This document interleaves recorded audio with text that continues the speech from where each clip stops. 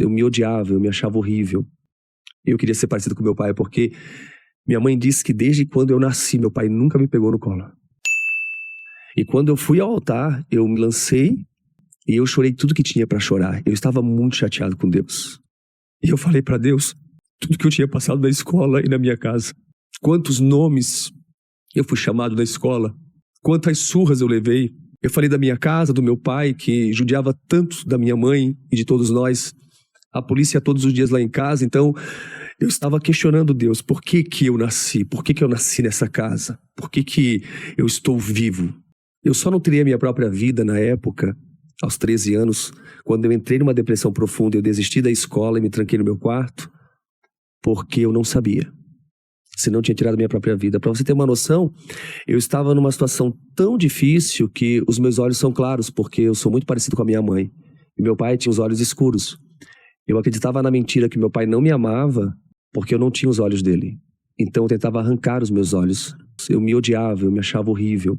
Eu queria ser parecido com meu pai, porque minha mãe disse que desde quando eu nasci, meu pai nunca me pegou no colo. Então eu nunca recebi o abraço de um pai. Por isso que quando eu tive meu filho, eu disse: pai, me ensina a ser um bom pai, porque ninguém dá aquilo que não recebeu. E Deus tem me ensinado.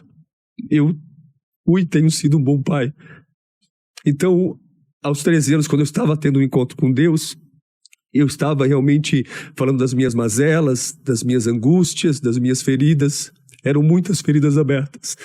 E ali eu escutei a voz de Deus pela primeira vez. Quando eu me coloquei de pé, eu já não era mais o mesmo. Externamente, né? Exteriormente, ou melhor, eu ainda era aquele menino paralisado, mas interiormente algo tinha acontecido. Porque aos 13 anos eu tinha desistido da escola.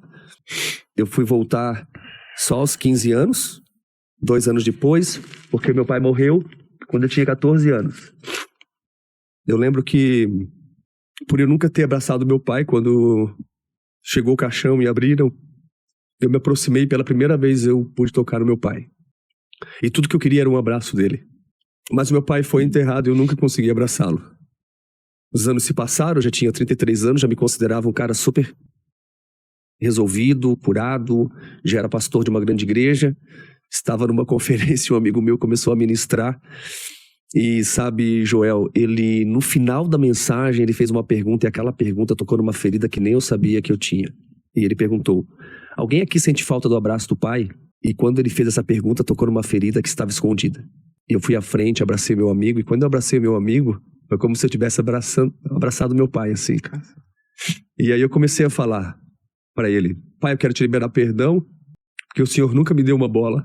O senhor não me ensinou a jogar futebol. O senhor nunca me defendeu na escola. Quero te liberar perdão pela sua ausência, por toda a violência. Porque por muitos anos nós dormimos na rua, polícia todos os dias lá em casa. Só quem viveu lá na íntegra é que sabe assim o quanto foi difícil. Então, aquele abraço foi realmente assim transformador, assim, sabe? E eu aprendi que todos nós estamos em processo de melhoramento. Por isso que é importante sermos humildes e reconhecer o que está em ruínas. Toda realidade transformacional se inicia com perguntas.